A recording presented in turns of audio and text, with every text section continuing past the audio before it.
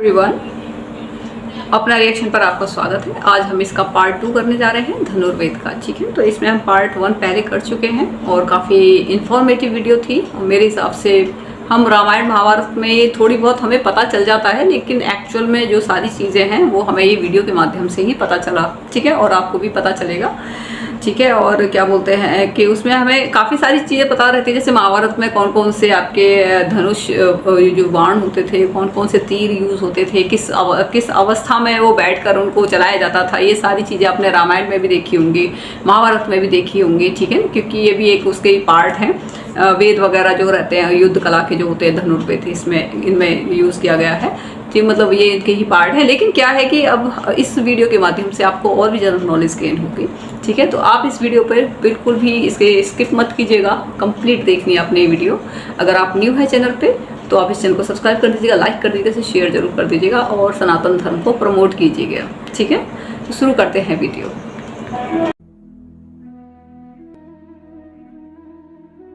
नमस्कार मित्रों, धनुर्वेद के भाग 1 को आपने काफी पसंद किया है। आज की इस प्रस्तुति में हम धनुर्वेद की आगे की जानकारी प्राप्त करेंगे। वैदिक युग में सेना का गठन बहुत ही व्यवस्थापूर्ण था। पैदल सैनिक को पदाति कहते थे। 12 पदाति एक अश्वारोही के नेतृत्व के नीचे आते थे। 12 अश्वारोही एक गजारोही के नेतृत्व के नीचे आते थे और सेना का यह हिस्सा एक अर्धरथी के नेतृत्व के नीचे आता था। 12 अर्धरथी एक रथी के नेतृत्व के नीचे आते थे। 12 रथी एक अतिरथी के नेतृत्व के नीचे आते थे। 12 अतिरथी एक महारथी के नेतृत्व के नीचे आते थे। 12 महारथी एक अतिमहारथी के नेतृत्व के नीचे आते थे और अंत में 24 अतिमहारथी एक महारथी के नेतृत्व के नीचे आते थे। महाभारत के युद्ध में सिर्फ महारथी तक के योद्धा थे जिन्होंने युद्ध किया। अब जानते हैं कि अर्धरथी से लेकर महारथी किसे कहा जाता था और उनमें क्या योग्यताएं थी। नंबर 1, अर्धरथी। अर्धरथी एक प्रशिक्षित योद्धा होता था जो अस्त्र शस्त्रों के संचालन में निपुण होता था। एक अर्धरथी अकेले 2500 सशस्त्र योद्धाओं का सामना कर सकता था। महाभारत युद्ध में असंख्य अर्धरथियों ने हिस्सा लिया था। नंबर 2, रथी। रथी एक ऐसा योद्धा जो सभी प्रकार के अस्त्र शस्त्र के संचालन में निपुण हो तथा 2 अर्धरथियों अर्थात 5000 सशस्त्र योद्धाओं का सामना एक साथ कर सके। महाभारत में सभी कौरव युधिष्ठिर, नकुल, सहदेव, शकुनि, उसका पुत्र उलूक, विराट, उत्तर, शिशुपाल पुत्र धृष्टकेतु, जयद्रथ, शिखंडी, सुदक्षिण, शंख, श्वेत, इरावान, कर्ण के सभी पुत्र, सुशर्मा, उत्तमौजा, युधामन्यु, जरासंध पुत्र सहदेव, बाहलिक पुत्र सोमदत्त, कंस, अलम्बुश, अलायुध, बृहद्बल आदि की गिनती रथी के रूप में होती थी। नंबर 3, अतिरथी। अतिरथी एक ऐसा योद्धा जो सामान्य अस्त्रों के साथ अनेक दिव्यास्त्रों का भी ज्ञाता हो तथा युद्ध में 12 रथियों अर्थात 60,000 सशस्त्र योद्धाओं का सामना एक साथ कर सकता हो। महाभारत में दुर्योधन, भीम, जरासंध, धृष्टद्युम्न, कृतवर्मा, शल्य, भूरिश्रवा, द्रुपद, घटोत्कच, सात्विकी, प्रद्युम्न, कृपाचार्य, शिशुपाल, रुक्मी, सात्विकी, बाहलिक, नरकासुर, प्रद्युम्न, कीचक आदि अतिरथी थे। नंबर 4, महारथी। ये संभवतः सबसे प्रसिद्ध पदवी थी और जो भी योद्धा इस पदवी को प्राप्त करते थे वे पूरे विश्व में सम्मानित और प्रसिद्ध होते थे। महारथी एक ऐसा योद्धा होता था जो सभी ज्ञात अस्त्र शस्त्रों और कई दिव्यास्त्रों को चलाने में समर्थ होता था। युद्ध में महारथी 12 अतिरथियों अथवा 7,20,000 सशस्त्र योद्धाओं का सामना कर सकता था। इसके अतिरिक्त जिस भी योद्धा के पास ब्रह्मास्त्र का ज्ञान होता था, जो गिने चुने ही योद्धा थे, वो सीधे महारथी की श्रेणी में आ जाते थे। नंबर 5, अतिमहारथी। इस श्रेणी के योद्धा दुर्लभ होते थे। अतिमहारथी उसे कहा जाता था जो 12 महारथी श्रेणी के योद्धाओं अर्थात 86,40,000 सशस्त्र योद्धाओं का सामना अकेले कर सकता हो, साथ ही सभी प्रकार की दैवीय शक्तियों का ज्ञाता हो।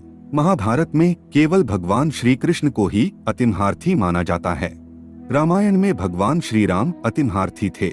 उनके अतिरिक्त मेघनाद को अतिमहारथी माना जाता है क्योंकि केवल वही था जिसके पास तीनों महास्त्र ब्रह्मास्त्र, नारायणास्त्र एवं पाशुपतास्त्र थे।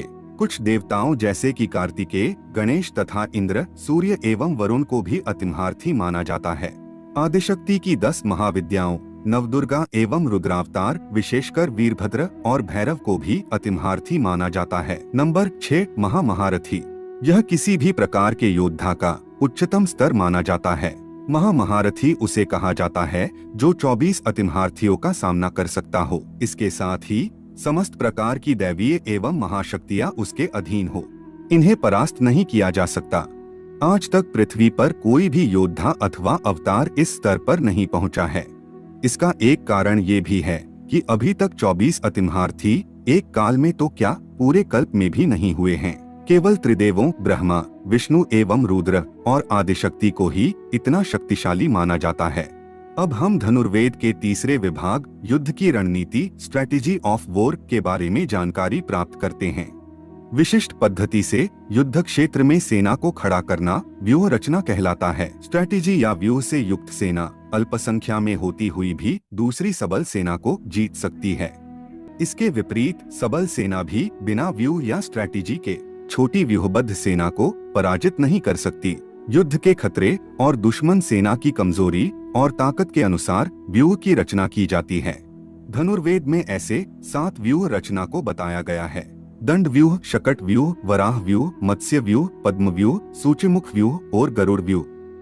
युद्ध में परिस्थिति के अनुसार व्यूह रचना की जाती थी।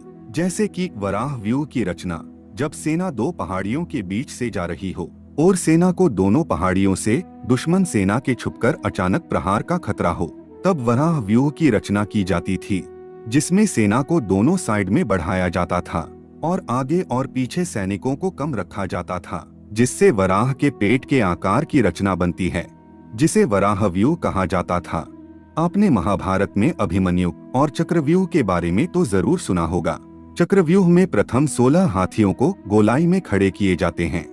उसके पीछे रथ, उसके पीछे भाला लिए हुए सैनिक, उसके बाहर धनुर्धर, उसके पश्चात खड्ग चर्मधारी, उसके बाहर 3 पंक्ति बनाकर अश्वारोही खड़े किए जाते हैं। जब तक सेना बाकी रहे तब तक इसी क्रम से उनको खड़ा करते रहे।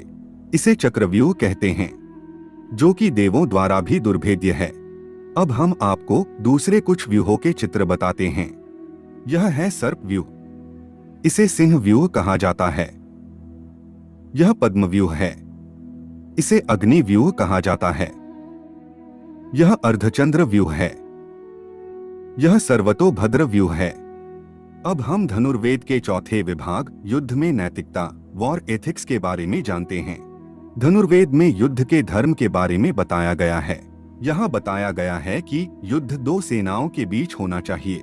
युद्ध के दौरान किसे मारना चाहिए और किसे नहीं मारना चाहिए। धनुर्वेद के अनुसार सोए हुए को, गाढ़ निद्रा में सोते हुए को, नशा पिए हुए को, जिसका धोती व लंगोट खुल गया हो उसको, जिसके पास हथियार न होवे उसको, तथा बालक अर्थात 12 वर्ष से कम अवस्था वाले को, सज्जन स्त्री को, जो दीनवचन बोले उसको, रण छोड़कर भागते हुए को और धर्मात्मा को न मारे, और इसे युद्ध का धर्म कहा जाता था।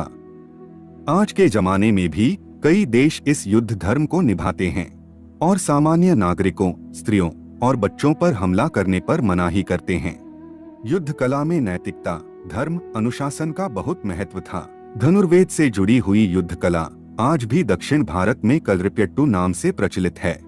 इस कला को भगवान शिव ने परशुराम को सुनाई और परशुराम में अगस्त्य मुनि को सुनाई और बाद में दूसरे लोगों तक पहुंची।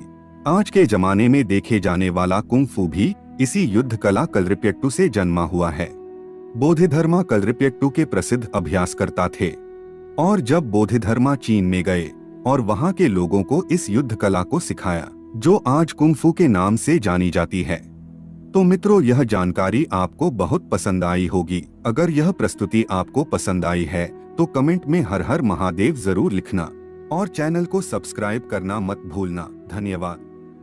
वीडियो कंप्लीट हो गई है और बड़ी ही इंटरेस्टिंग और इन्फॉर्मेटिव वीडियो है। मैं यही कहूँगी, मैं जब भी कोई न्यू वीडियो देखती हूँ तो मुझे उसमें बहुत ज़्यादा इन्फॉर्मेशन प्राप्त होती है, क्योंकि हमारा धर्म ही ऐसा है। हमारा रिलीजन, धर्म क्या होता है? जिसे धारण किया जा सके, कर्तव्य है। जिसका जो कर्तव्य है वो उसको निर्वाहन करे उसका, ठीक है, वही धर्म होता है। जिसको धारण नहीं किया जा सकता आप उसे धर्म नहीं बोल सकते, ठीक है।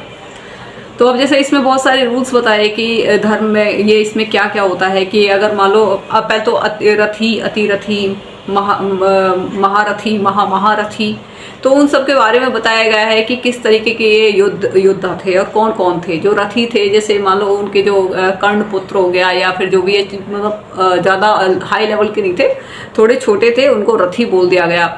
ठीक है। महारथी कृष्ण जी को बताया गया था, क्योंकि और महारथी ये जो है अभी तक कोई ऐसा पैदा नहीं हुआ है उस टाइम पे। तो अभी सिर्फ महारथी सिर्फ ब्रह्मा, विष्णु, महेश और आपकी जो आदि शक्ति हैं, ठीक है, उनको बताया गया है। ठीक है, क्योंकि उनके पास में ये पावर है।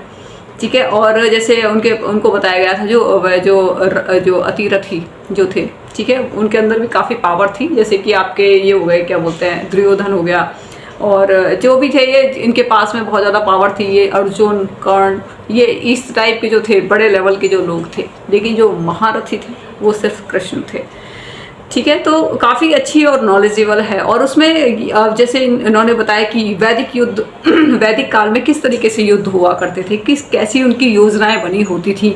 ठीक है। तो पूरा अच्छे तरीके से उन्होंने एक्सप्लेन करके बताया कि कितनी नॉलेज थे। जैसे कि चक्रव्यूह का तो आपने महाभारत में ही सुना होगा। ठीक है। और भी थे, एक पान का, जैसे मान लो दो पहाड़ों के बीच में अगर सेना जा रही है तो वहाँ पे पान का वारहा उस शेप की आपको करना है कि बीच बीच में दोनों ज़्यादा रखने हैं, को किनारे पर कम सैनिक रखने हैं। और भी बहुत सारे इन्होंने डिफरेंट बताए। तो इससे ये पता चलता है कि नॉलेज तो बहुत ज़्यादा थी। ठीक है, काफ़ी ज़्यादा नॉलेज थी। और आज भी जो लोग हैं, मतलब आज भी जो देश हैं बहुत सारे विश्व में, वो इन सब रूल्स को आज भी फॉलो करते हैं। आज देख लीजिए, अब सबसे पहले कि स्त्री को नहीं मानना। अच्छा, इसके रूल्स भी थे, एथिक्स भी थे कि मीन्स आप अगर युद्ध कर रहे हैं तो क्या रूल्स होने चाहिए आपके। सबसे पहले था कि जो निद्रा में हो, जो सो रहा हो, उस पर वार नहीं होना चाहिए। ठीक है। दूसरा क्या, नशा पिए हुई, जिसने नशा कर रखा है उसको उस पर नहीं वार करना है। दूसरा क्या, जिसकी धोती जैसे लंगोट, मतलब जिसके वस्त्र कई बार हट जाते हैं तो उनके ऊपर, क्योंकि वो एक तरीके से असहाय महसूस करते हैं। दूसरा क्या है कि जिसके पास हथियार नहीं है, ये तो हमारे इसमें बहुत ही ज़्यादा, अगर जब उसमें हथियार नहीं होते तो युद्ध नहीं करते थे। ठीक है। बालक के साथ में नहीं करना चाहिए, 12 वर्ष से जो कम आयु के होते हैं उनके साथ नहीं करना चाहिए। स्त्री जो होती है, सज्जन स्त्री जो भी है, उनके साथ नहीं करना चाहिए। और दीन वचन बोलने वाले पर नहीं चाहिए। और जो धर्मार्थ होते हैं उनके ऊपर हमें नहीं ये रूल्स थे जिनके ऊपर हमें ये नहीं करना चाहिए था, क्या बोलते हैं, युद्ध नहीं करना चाहिए था इनके ऊपर। ठीक है। दूसरा क्या है, जैसे इन्होंने एक और बताया था कि ये जो कुंग-फू जिसे बोलते हैं कि कहाँ से स्टार्ट हुआ था। जो शिव जी थे, भोले जी जो थे, उन्होंने अगस्त ऋषि, ठीक है, इनको ये इसकी शिक्षा दीक्षा दी थी। उसके बाद में फिर जो है, क्या बोलते हैं, उन्होंने फिर मतलब उनके और जो थे उन्होंने आगे पहुंचाया उसको। फिर जैसे बोधि धर्म जो ये साउथ के थे, ये चाइना में गए थे, क्योंकि चाइना में भी ऐसे ही लोग, वहाँ की कोई ज़्यादा मतलब संस्कृति कल्चर कुछ था नहीं, क्योंकि यहीं से ही बौद्ध धर्म गया था। ठीक है ना। तो उन्होंने वहाँ पर ये सारी चीज़ें सिखाई थी, जिसको कुछ नाम पता नहीं क्या है, कुछ नाम एक दो बार देखूँगी तो याद आ जाएगा मुझे। ठीक है। तो इसमें आज उसे कुंग फू के नाम से जाना जाता है। और कला कुछ ऐसी नाम था, साउथ में ये था, ये कुंग फू के नाम से। तो बड़ा ही प्राउड फील होता है कि यार हमारे पूर्वज जो है कितने ज़्यादा नॉलेजेबल थे। और बट ये था कि सिचुएशन कुछ ऐसी हो गई कि क्या बोलें, मतलब इतना सोचते हैं कि कैसे, मतलब बाहरी शक्तियों ने हमारे ऊपर आक्रमण कर दिया। कुछ ये भी होता है कि जब आप बहुत ज़्यादा पावरफुल हो जाते हैं या फिर बहुत ज़्यादा नॉलेजेबल हो जाते हैं, आपके पास में बहुत ज़्यादा शोहरत हो जाती है, तो ये चमक जो होती है, ये विदेशों में जो बैठे हुए होते हैं, जिनके पास कुछ भी नहीं होता है, उनकी आंखों को वो चुभती है। ठीक है। और वो मतलब रेकी करना शुरू कर देते हैं, वो अंदर घुसना शुरू कर देते हैं, वो फूट डालना शुरू कर देते हैं। और वो कमज़ोर चीज़ों को देखते हैं कि इस देश में क्या चीज़ है जो कि वीक पॉइंट है, उनको वो लेकर चलते हैं। ठीक है। और इस तरीके से धीरे धीरे वो देश के अंदर एंट्री कर जाते हैं। और उसके बाद में ये नहीं कि कोई 100 साल में देश गुलाम हो गया, बहुत ज़्यादा आक्रमण हुए हैं, कंटिन्यू आक्रमण हुए हैं। ये आक्रमण शुरू हो गए थे, ये जब उसने पोरस ने उस टाइम पे बचाया था, तो जब आपका सिकंदर जो जीता, वो सिकंदर बोलते हैं, एक्चुअल में जो जीता वो पोरस था, ना कि सिकंदर था। ये भी एक गलत बताया गया है। ठीक है। तो उसने भी उस टाइम पे बचाया था। तो आक्रमण उसी टाइम से शुरू हो गए थे।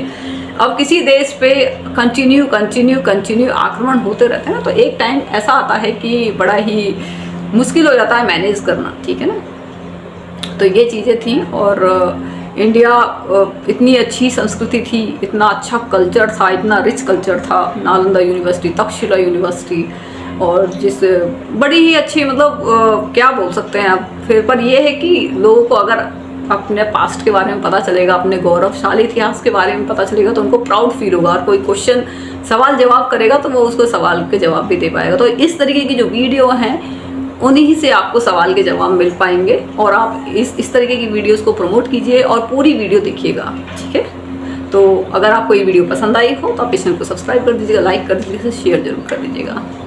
नमस्कार।